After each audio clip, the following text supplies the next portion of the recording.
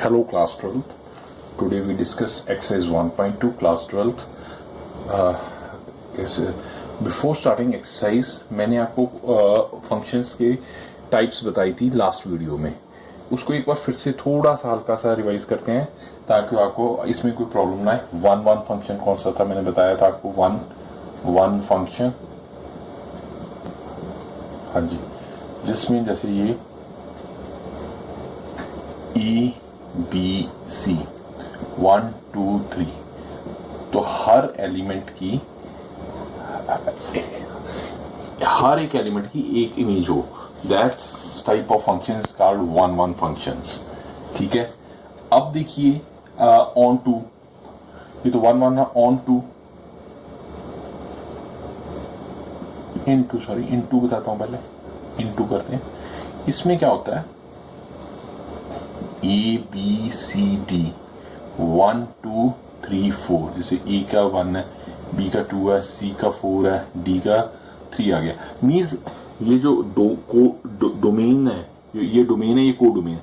को डोमेन में कोई भी एलिमेंट खाली नहीं है. सबकी यहाँ पे फिल होना चाहिए, ऑक्युपाई होना चाहिए. जैसे 1 occupy by A, B occupy by 2, C occupy by 4 and D occupy by 3. तो इसमें कोई खाली एलिमेंट नहीं है, तो इसको इनटू फंक्शन हम बोलेंगे. अच्छा जी, मैनी वन फंक्शन होता है, वो मैं इधर बना के दिखाता हूं आपको. मैनी वन, ये मैनी वन, जैसे इसमें लिख देते हैं ए बी सी और डी 1 2 3 4. ठीक है. इसमें ए की इमेज बन रही है, बी की भी वन इमेज बन रही है, सपोज सी की भी इमेज, डी की ये 4 बन गई. अब मैनी एक इधर जो कोड डोमेन में एक ही इमेज बन रही है, ए की भी 1 बन रही है, बी की भी 1 बन रही है एंड सी की भी 1 बन रही है. तो इसको हम मैनी वन बोल देंगे. ठीक है, मैनी वन बोल देंगे. अब आ गया ऑन टू. मैनी वन आ गया, इनटू था. इनटू और ऑन टू में थोड़ा सा कंफ्यूजन रहता है. ऑन टू में स्टूडेंट देखो, ये 4 तरह की फंक्शन है हमारे पास. जैसे 1 2 3 4 बना देता हूं मैं. इधर ए बी सी और डी, 1 के साथ अगर 2 की होगी, 3 की होगी, 4 की होगी, और इधर 5 रह गया. अब 5 की कोई इमेज इधर नहीं है, बाकी जितने थे सारे ऑक्युपाई आ गए. या 6 7 कुछ भी हो, मैंने जस्ट आपको बताने के लिए. इस तरह के फंक्शन को ऑन टू फंक्शन कहा जाता है. तो यही सारी एक्सरसाइज इसी के बेस्ड पे है. अगर आप चाहते हो तो मैं आपको एक बार फिर बता दूं, क्योंकि अगर ये चीजें नहीं पता चली तो आगे क्वेश्चन नहीं होंगे. वन फंक्शन स्टूडेंट्स क्या होंगे, जैसे ए की इमेज, बी सी, ये सब की इमेज एक ही. इधर ये हमारे पास डोमेन आ गया, ये हमारे पास को डोमेन आ गया, ये सारा फिल होता है. तो ये वन फंक्शन कहलाता है. इनटू में क्या होगा, जो को डोमेन है सारी की सारी ऑक्युपाई होनी चाहिए. दैट इज कॉल्ड को डोमेन. मैनी वन में एक ही कई इधर के डोमेन की कई एलिमेंटों की एक ही इमेज को डोमेन में बनती हो तो मैनी वन कहलाता है. ऑन टू में क्या होता है, जो को डोमेन या रेंज है जो भी, वो सारी ऑक्युपाई होनी चाहिए. बेशक डोमेन में एलिमेंट खाली रह सकता है, डोमेन में एलिमेंट खाली होगा और को डोमेन फुल होगी या. ठीक है. तो ये ऑक्युपाई बाय उसकी इमेज होगी, जो मर्जी वर्डिंग यूज कर लीजिए आप. तो ये 4 फंक्शन है. इसी के बेस पे अब हम क्वेश्चन करते हैं. मैंने आपको एक बार रिवीजन के तौर पे ये बताएंगे. तो अब फर्स्ट क्वेश्चन करते हैं स्टूडेंट. मैं आपको एक बार एग्जांपल दिखा देता हूँ. वो क्या कह रहा है, show that the function f such that R star belongs to goes to R defined by fx 1 by x is 1 1 and on 2 function where R is a set of non-zero. इसमें zero नहीं आएगा, real numbers. Is this result true. ये पहले इसको solve करेंगे. If the domain R is replaced by n, अगला part है, अगर उसको नेचुरल नंबर्स में रिप्लेस कर दिया जाए with codomain being same as R, तो ये मैं आपको बताता हूँ कैसे करना है. देखिए अब इसको देखिए, इसमें क्या कहा है उसने कहा है कोई आर फंक्शन है, R function R star goes to R star, ये फंक्शन है. आर स्टार को वो कहता है all non zero real number. Means R star क्या गया, रियल नंबर्स माइनस जीरो, ये नॉन जीरो ही हो गया ना। तो वो बताता है कि इसको हमने प्रूव करना है 1 1 है या ऑन टू है। देखिए मैं आपको पहले समझाता हूं इसको करने का तरीका। रियल नंबर, रियल में तो माइनस के भी आ जाएंगे, ठीक है। ये देखिए रियल स्टार टू रियल, तो ये फंक्शन बना रहा है, फंक्शन जा रहा है। इसमें मैं लेता हूँ -3 -2 -1 1, जीरो नहीं लेंगे क्योंकि नॉन जीरो है, 1 2 3 सो ऑन, कुछ भी हो सकता है। तो मैंने इतनी ली, इधर भी -3 -2 -1 1 2 3। अब देखिए वो क्या कहता है कि fx जो कह रहा है fx इक्वल्स टू 1/x, ये गिवन है हमें। अगर 1/x करती है तो क्या 1 1 होता है। अब देखिए अब -3 का अगर मैं fx -3 लेता हूं तो -1/3 हो जाएगा। तो -1/3 यहाँ आ सकता है। ऐसे -2 को करे तो -1/2 हो जाएगा, वो भी आ सकता है। मैंने पॉइंट्स में नहीं लिया, नॉन जीरो में पॉसिबिलिटी है, 1 भी आ जाएगा, 2 भी आ जाएगा, 3 भी वो तो है ही है। तो इट मीन्स ये 1 1 तो हो जाएगा, ठीक है जी। तो इसको सॉल्व कैसे करेंगे, देखिए let x1 and x2 two numbers belongs to R, तो f(x1) इक्वल्स टू f(x2), ठीक है ना जी। तो x1 को क्या हमारे का 1/x1 कह देंगे, इसको 1/x2 लिख देंगे।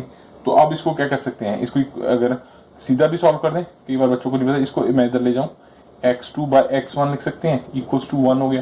तो आगे क्या कर देंगे, implies x2 equals to x1। मैं सीधा भी लिख सकता था, कई बार बच्चे कंफ्यूज हुए, तो मैंने कहा प्रॉपर वे से ही करके बताऊं। तो x2 इक्वल्स टू x1 आ गया, तो ये 1 1 तो हो ही गया जी, 1 1 तो हो गया। fx is 1 1 and 1 image of domain, इसको लिख भी सकते हैं, fx is 1 1 and only 1 image of domain. इस डोमेन की एक इमेज बन रही है ना जी, ठीक है। तो ये 1 1 हमारे पास हो गया। अब वो कह रहा है कि इसको हमने ऑन टू फाइंड आउट करना है। यस, ऑन टू है कि नहीं ये देखते हैं। हाँ देखिए इसमें ऑक्यूपाई हो जाए, -3 की भी इमेज बन जाएगी, 2 की भी, 1 की भी आ जाएगी, 2 सारे की इमेज आ रही है ना, तो ये सारा ऑक्यूपाई हो रहा है, ठीक है ना, हो रहा है। अब इसको लिखेंगे कैसे वो मैं आपको बताता हूं।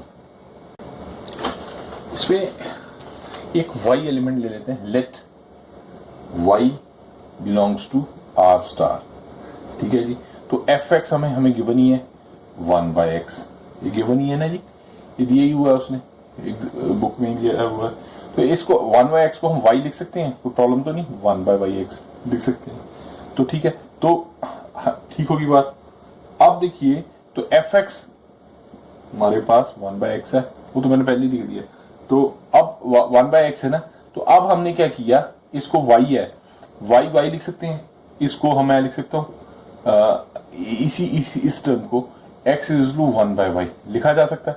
तो y की वैल्यू इसमें पुट कर देते हैं, 1/1/y।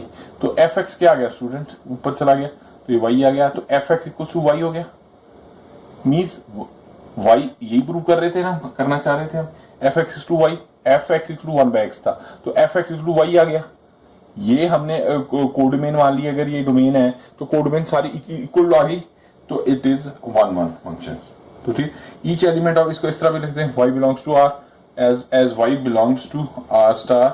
तो ईच y, कोई भी wording belongs to r star,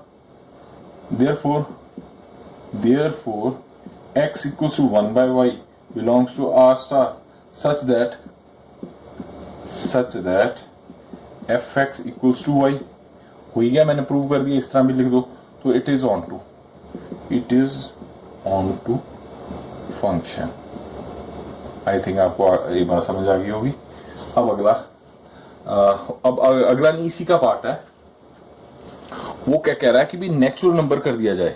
देखिए स्टूडेंट, वो क्या कहना चाहता है, वो कह रहा है जैसे हमारे पास आर था यहाँ पे, ट्राई टू अंडरस्टैंड, वो कहता है यहाँ पे नेचुरल नंबर ले लिया जाए और यहाँ पे रियल नंबर।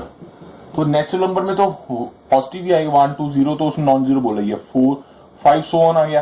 तो इसको मैं -3 -2 -1 1 0 नहीं लेंगे, 2 3 4 ले लेंगे। अब देखिए 1 1 में इसकी 1 की इमेज मिल जाएगी, 2 की 1/2 हो जाएगा, 1/3 1/4 1/5, इसकी सबकी इमेज हमें 1 की मिल गई, 2 की भी मिल जाएगी। इसकी डोमेन की इमेज बन रही है को डोमेन में, ये 1 1 तो हो गया।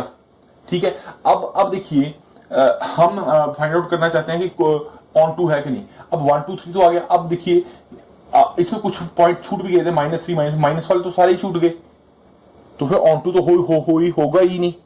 Try to understand. तो इसको हम लिखेंगे कैसे? अब देखिए लिखने का तरीका है, समझ गए तो हो गए, r बिलोंग्स टू r। ठीक है, तो fx हमें दिया हुआ है, 1/x गिवन है। ठीक है जी, तो x1 and x2 belongs to n, तो f(x1) इक्वल्स टू f(x2), तो 1/x1 हो जाएगा, वही 1/x2 हो जाएगा। तो अब मैं सीधे ही लिख दूंगा x1 इक्वल्स टू x2। ठीक है ना, इसके और इसमें वो सारे इमेजेस हैं, तो r इज, ठीक है, तो f(n) belongs to r star is 1 1, is 1 1। Onto नहीं है, ये ऑन टू नहीं है, तो इसको कैसे लेंगे? अब -3 को ही ले लेता हूं, चलो मैं इस तरफ ले लूं, इधर ले लेते हैं।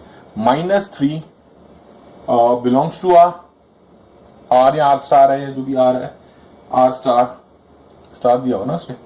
We do not have any x, we do not have any domain में इसकी है, we do not have any x, so it is not onto.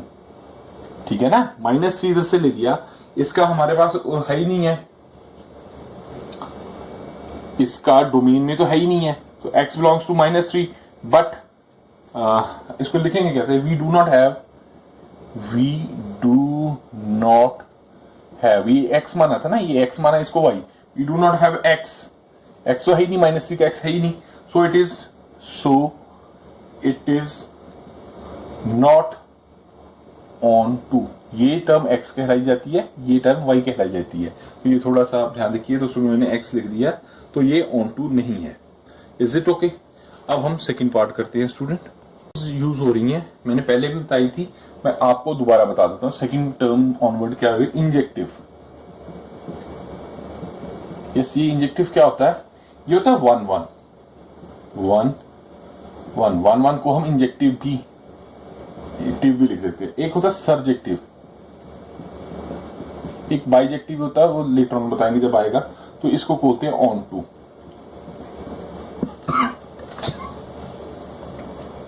ठीक है जी, अब हम फर्स्ट क्वेश्चन क्या कह रहा है, वो कहता है A part, find f(n) given by f(x²). Check the injective and subjective of the following function. इसकी हम फाइंड आउट करके देखते हैं कि इंजेक्टिव और सब्जेक्टिव क्या कहता है। f(n) belongs to n, natural numbers. ठीक है, और f(x) हमें दे दिया स्टूडेंट x²। अब देखिए हम बना के देखते हैं, ये डोमेन बना दी, ये कोडोमेन, इसमें 1 2 नेचुरल नंबर 3 4 सो ऑन, इसमें लिख दिया 1 2 3 4 5 6 7 सो ऑन। अब 1 का स्क्वायर करेंगे तो 1 ही आ जाएगा, 2 का स्क्वायर करेंगे तो 4 आ जाएगा, 3 का करेंगे तो 9 आ जाएगा, 4 का भी सारा आ ही जाएंगे, तो ये ऑन टू तो हो जाएगा। तो इसमें हम इसको लिखेंगे कैसे? 1 1 हो जाएगा, ऑन टू नहीं, सॉरी 1 1 हो जाएगा। देखिए f(x1) इक्वल्स टू f(x2) लिख देंगे हम, तो x1 का स्क्वायर इक्वल्स टू, क्यों स्क्वायर है, x2 का स्क्वायर हो जाएगा। तो ठीक है, तो ये 1 1 तो हो गया जी, 1 1 1 1 फंक्शन इक्वल टू आ गया। ठीक है ना जी। अब देखिए ऑन टू क्यों नहीं है, ऑन टू में सब्जेक्टिव क्यों नहीं है? अब देखिए 1 आ गया, 2 का 4 आ गया, 3 का 9 आ गया, पर ये देखिए स्टूडेंट्स, इसमें ये देखिए आप, ये 1 का तो आ गया, 1 का ये आ गया, 2 का ये आ गया, 4 आ गया, 3 का 9 आगे आ जाएगा, लिखा नहीं है। तो ये बीच में ये पॉइंट और ये पॉइंट तो छूट गए, तो वे पूरे तो ऑक्यूपाई नहीं कर पाया। ऑन टू में तो डोमेन कोड डोमेन पूरी ऑक्यूपाई होनी चाहिए, ये बताया था मैंने। तो ये ऑन टू नहीं होगा, it is not onto. अब इसको लिखेंगे कैसे? इसको लिखने का तरीका देखिए, अगर हम F1 इक्वल टू F2 करते हैं तो इसको मैं यहीं से भी कर सकता हूं, तो मैं दोबारा कर देता हूं। फॉर ऑन टू हम करते हैं X1 इक्वल्स टू Fx2, तो X1 square equals to X2 square आ गया। अब देखिए X1 का स्केयर माइनस X2 का स्केयर इक्वल्स टू 0 हो गया। तो इसमें X1 1 की वैल्यू क्या आ जाएगी? प्लस माइनस X2 का, ठीक है ना, X2 आ जाएगी। तो ये मीन्स सेम वैल्यूज नहीं आई, तो इसको लिखेंगे इट इज नॉट एक, क्योंकि एक पॉजिटिव आ गई वैल्यू, एक पॉजिटिव आ रही है, एक नेगेटिव वैल्यू आ रही है, तो ये दो वैल्यूज आ रही है ना इसकी, तो इसका मतलब ये ऑन टू नहीं है, नॉट ऑन टू।